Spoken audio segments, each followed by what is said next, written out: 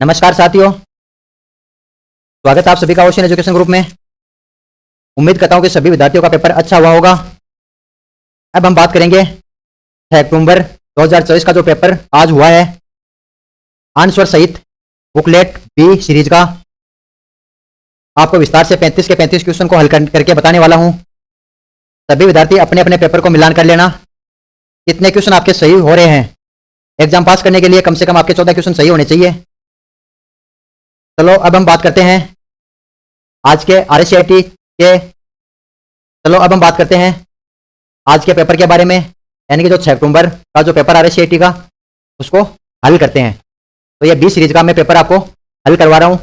आप इसके अंदर सी या ए का कोई भी सीरीज का हो सकता है, आपको आंसर मिलाना है। पहला क्वेश्चन है इसके अंदर, प्रेजेंटेशन का स्लाइड शो शुरू करने के लिए कौन सा आंसर है इसमें? F5 कुंजी दबाए और स्लाइड शो मेन्यू में व्यू को विकल्प चुने। तो इसके अंदर आपका डी सही है।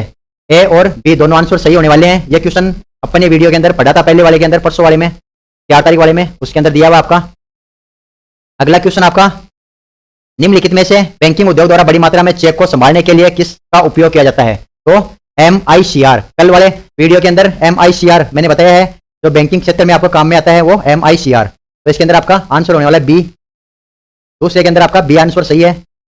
नेक्स्ट क्वेश्चन आपका, भंडारण क्षमता के आरोही क्रम के अनुसार सही विकल्प चुनिए, छोटे से बड़े आरोही क्रम में। तो सबसे छोटी CD, फिर RW, फिर DVD, फिर ब्लू रे डिस्क, फिर हार्ड डिस्क। तो इसके अंदर आपका आंसर ए सही होने वाला है। तीसरे के अंदर चौथा क्वेश्चन आपका, टोंगल कुंजियों के संबंध में सबसे उपयुक्त विकल्प का चयन कीजिए। टोंगल कुंजी, caps lock, numerical lock, scroll lock कुंजी, ये सब क्या होती है? टोंगल कुंज, ये सब क्या होती है?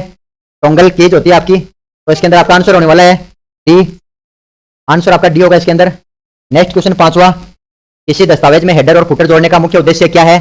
तो हेडर और फुटर आपको पता होना चाहिए। हेडर ऊपर होता है और नीचे आपका फुटर होता है। तो पृष्ठ को आरंभ और अंत को चिन्हित करने के लिए बी आंसर सही होगा, आपको पृष्ठ के आरंभ और अंत को चिन्हित करने के लिए। ठीक है।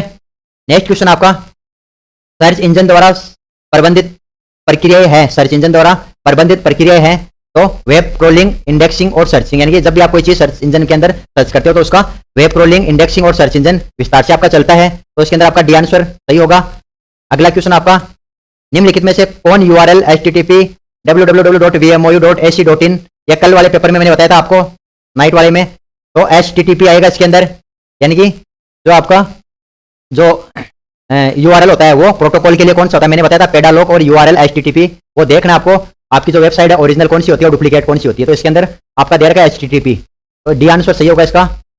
नेक्स्ट क्वेश्चन आपका, निम्नलिखित में से कौन सा भारत में साइबर अपराध और ई कॉमर्स से संबंधित प्राथमिक कानून है? तो यह भारत IT अधिनियम 2000 के तहत जो साइबर अपराध है वो उसके कैटेगरी में, उसकी श्रेणी में आता है। तो यह कौन सा अपराध है आपका? साइबर अपराध और ई कॉमर्स से संबंधित कौन सा? इसके अंदर ए सही है आपका, भारत IT अधिनियम 2000। अगला क्वेश्चन आपका, आप निम्न का उपयोग करके कंप्यूटर से सोशल मीडिया का उपयोग कर सकते हैं। यानी कि आप कंप्यूटर के अंदर निम्न का उपयोग करके कंप्यूटर में सोशल मीडिया का उपयोग कर सकते हो, तो फेसबुक, इंस्टाग्राम और ट्विटर इत्यादि। तो इसके अंदर आपका आंसर होने वाला सी, फेसबुक, इंस्टाग्राम और ट्विटर। अगला क्वेश्चन आपका, किसी फाइल को CD से हार्ड डिस्क पर कॉपी करना और फिर हार्ड डिस्क पर कॉपी खोलना क्यों बेहतर है? यानी कि ये बोल रहा है कि जब आप कोई कंप्यूटर के अंदर CD को चलाते हो डायरेक्ट, या हार्ड डिस्क के अंदर आप कॉपी करके फिर चलाते हो, तो इसमें से कौन सा बेहतर है? तो इसके अंदर आपका होने वाला है हार्ड डिस्क को पढ़ना अधिक तेज और सुरक्षित है, क्योंकि CD होती है वो एक ना एक दिन आपकी खराब हो जाती है और उसके अंदर स्क्रैच हो जाते हैं, तो वो फिर उसके अंदर वो धीमी चलती है। तो इसके अंदर आपको, यानी कि सबसे पहले आपको हार्ड डिस्क को कंप्यूटर के अंदर कॉपी करना है और फिर उसको तेजी से पढ़ना है, यानी कि देखना है। तो हार्ड डिस्क को पढ़ना अधिक तेज और सुरक्षित है। तो आंसर आपका होने वाला है डी। अगला क्वेश्चन आपका 11वां, डिजिटल फोटोग्राफी छवि बनाने वाले बिंदुओं को हम क्या कहते हैं? डिजिटल जो फोटोग्राफी होती है उसको हम पिक्सल कहते हैं। मैंने ये आपको बताया था कि जो बारीक बारीक डॉट्स है उससे मिलकर आपकी इमेज का निर्माण होता है। तो किससे होता है? पिक्सल से मिलकर उसकी इमेज का निर्माण होता है। तो इसके अंदर आपका आंसर होने वाला है ए, पिक्सल्स। नेक्स्ट क्वेश्चन आपका, NVSP मतदाताओं की अपनी मतदान प्रविष्टियों को ऑनलाइन सही करने की अनुमति देता है। ये सही है। यानी कि NVSP आपकी वेबसाइट होती है जो मतदाताओं को ऑनलाइन जो गलतियां, त्रुटियां, उनको सही करने की आपको इजाजत देता है। दूसरा है IRCTC उपयोगकर्ताओं को ऑनलाइन रेलवे आरक्षण सेवाओं में मदद करता है। यह भी आपका सही है, ऑनलाइन आपको टिकट बुक करने के लिए सहमति देता है। तो इसके अंदर आपका आंसर सही होने वाला है डी। कथन ए और कथन 2 दोनों सही है इसके अंदर आपके, तो इसके अंदर डी होगा आपका। नेक्स्ट आपका क्वेश्चन, MS Excel 2019 में फंक्शन उस सेल को गिनता है जो खाली नहीं है, कौन से को? तो इसके अंदर आपका आंसर होने वाला है सी, काउंट और कोष्टक बंद। तो इसके अंदर आपका आंसर होगा सी। अगला क्वेश्चन आपका, सेल की रेंज के लिए सेल रेफरेंस को जो सेल B1 से प्रारंभ होकर कॉलम G तक और नीचे रो 10 तक गिना जाता है, उसको क्या बोला जाता है? तो वो आपका फर्स्ट कॉलम हो रहा है ऊपर से B1 और लास्ट का आ रहा है 10, तो G के अंदर आएगा तो B1 G10, D सही होगा इसके अंदर आपका। अगला क्वेश्चन आपका, जब आप पावर पॉइंट में पहले से डाली गई किसी छवि को संपादित करते हैं तो क्या होता है? तो ये क्वेश्चन बार बार आ रहा है, पिछले एग्जाम में भी आया था। तो ये स्रोत फाइल जो पहले इंसर्ट हुई थी चेंज नहीं होती, इसके अंदर ए सही होगा। इसके अंदर आपका चेंज इतना इवन नहीं बदलती, उसके अंदर होता है चेंज नहीं होती। असाइनमेंट का क्वेश्चन आपका, स्रोत फाइल जो पहले से डाली गई थी उसमें पहले वाले में था चेंज नहीं होती और इसमें नहीं बदलती, तो ए आंसर सही होने वाला है इसके अंदर आपका। अगला क्वेश्चन आपका, स्प्रेडशीट बनाने के लिए मुख्य रूप से निम्नलिखित एप्लीकेशन का उपयोग किया जाता है। स्प्रेडशीट बनाने के लिए आपको सबसे पहले गूगल शीट्स, फिर MS एक्सेल और लिब्रे कैल्स, ये सब क्या स्प्रेडशीट बनाने के लिए काम आता है। गूगल शीट्स आपकी, MS एक्सेल जो होता है उसके अंदर स्प्रेडशीट बनाते हैं और लिब्रे कैल्क होता है आपका ऑनलाइन, ये भी आपका। तो इसके अंदर आपका आंसर सही होने वाला बी। नेक्स्ट क्वेश्चन आपका, नंबर पेड को दिशात्मक तीर के रूप में कार्य करने के लिए आप कौन सी कुंजी दबाते हैं? नंबर पेड को दिशात्मक तीर के रूप में तो न्यूमेरिकल लॉक, न्यूमेरिकल लॉक होता है वो, उसको दबाने के लिए आपको परमानेंट यूज लेना है, तो आपको न्यूमेरिकल लॉक और अनलॉक होता है वो, उस पर आपको न्यूमेरिकल लॉक, ये आंसर सही होने वाला है इसके अंदर। अगला क्वेश्चन आपका, MS एक्सेल 2019 में सबसे ऊपर बाईं ओर वाले सेल में एड्रेस है। MS एक्सेल के अंदर फर्स्ट सेल आपकी ऊपर की जो बाईं ओर होती है वो A1 होती है आपकी, तो इसके अंदर ए सही होने वाला है A1। अगला क्वेश्चन आपका, एक फाइल है जो मूल्य को अलग करके निम्न अल्प विराम और रिकॉर्ड को अलग करने के लिए नई पंक्तियों का उपयोग करके डेटा को सारणीबद्ध प्रारूप में संग्रहित करती है। इसका उपयोग आमतौर पर स्प्रेडशीट के लिए किया जाता है, तो इसके अंदर आपका आंसर होता है CSV, यानी कि पहला ए सही होगा इसके अंदर CSV। अगला क्वेश्चन आपका, SSOID किससे संबंधित है? तो ये इमित्र से संबंधित है आपकी, SSOID होती है वो इमित्र का एक प्रारूप होता है, तो ये इमित्र। अगला क्वेश्चन, रिसाइकल बिन का क्या कार्य है? रिसाइकल बिन, तो वैसे तो रिसाइकल बिन अस्थायी फाइलों का संग्रहण है, अस्थायी जैसे अपन हटाते हैं अस्थायी उसके अंदर सेव हो जाती है, लेकिन इसके अंदर आंसर आपका होने वाला है हटाई गई फाइलों को संग्रहित करने के लिए। आप जैसे कंप्यूटर से कोई फाइल डिलीट करते हो तो वो सबसे पहले कहां पे जाती है? रिसाइकल बिन में। तो हटाई गई फाइलों को संग्रहित करके रखता है, इकट्ठा करके रखता है उसको, तो आंसर होने वाला है इसके अंदर ए। अगला क्वेश्चन, ICT का मतलब क्या है? ICT की full form information and communication technology होगा इसका, ICT का फुल फॉर्म। अगला क्वेश्चन आपका, प्रेजेंटेशन एक संग्रहण है, तो स्लाइडों का एक संग्रहण है प्रेजेंटेशन, ये इसके अंदर आपका डी होने वाला आंसर, डी। प्रेजेंटेशन एक संग्रहण है तो स्लाइडों का। नेक्स्ट क्वेश्चन आपका, कंप्यूटर का प्राथमिक उद्देश्य को प्रोसेस करना और उसे सूचना में परिवर्तित करना क्या होता है? डेटा, जो डेटा होता है उसको पहले प्रोसेस करता है और फिर उसको सूचना में परिवर्तित करता है, तो वो होता है आपका डेटा, तो इसके अंदर आपका आंसर होने वाला है बी। नेक्स्ट क्वेश्चन आपका, एक इंपैक्ट प्रिंटर है और फिर एक नॉन इंपैक्ट प्रिंटर, तो कौन सा होगा? डॉट मैट्रिक प्रिंटर क्या है? एक इंपैक्ट प्रिंटर है, और इंकजेट प्रिंटर एक नॉन इंपैक्ट प्रिंटर है, तो इसके अंदर आंसर ए सही होने वाला आपका।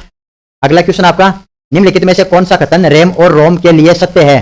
तो इसके अंदर आपका आंसर होने वाला है केवल 2, 3 और 4, यानी कि सेकंड, थर्ड और फोर्थ, यानी कि रैम उन निर्देशों को संग्रहित करती है जिन पर आप वर्तमान में काम कर रहे हैं, फिर रोम बायोस को संग्रहित करती है, फिर रैम उपयोगकर्ता को डेटा पढ़ने और लिखने की अनुमति देता है, तो इसके अंदर आपका आंसर होने वाला है बी, केवल 2, 3 और 4। नेक्स्ट क्वेश्चन आपका, एक प्रणाली है जिसे इलेक्ट्रॉनिक संगीत वाद्य यंत्रों से सूचना प्रसारित करने के लिए डिजाइन किया गया है, तो मिडी, यानी कि जो वाद्य यंत्र होता है सूचना मिडी यंत्र बोला जाता है उसको, मिडी वाद्य यंत्र, तो इसके अंदर आपका बी होने वाला है।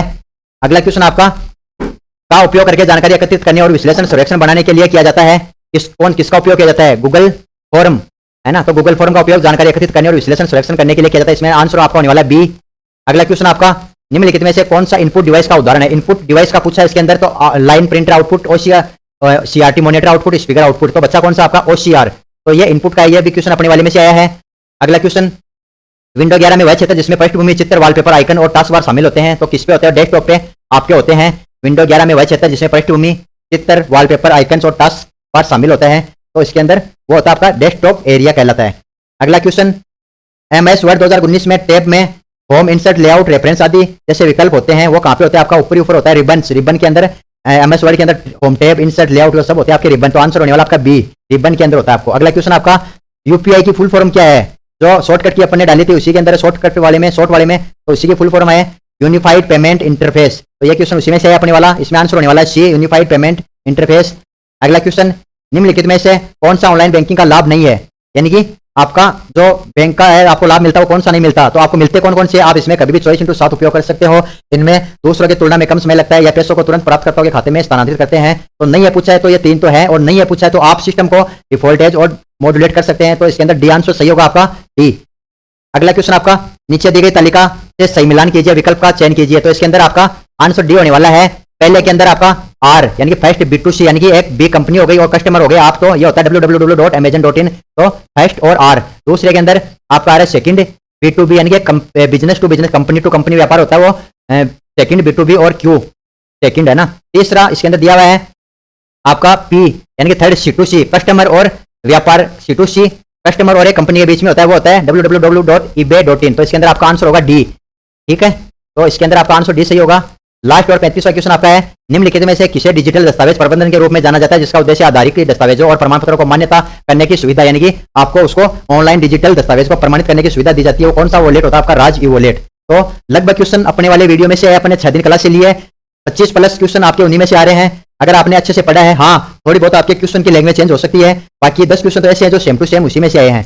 तो आपने अगर अच्छे से पढ़ा है, अब आप हमें कमेंट करके सभी विद्यार्थियों को जल्दी से जल्दी बताना है कि किस किस के विद्यार्थी के कितने क्वेश्चन सही हो रहे हैं।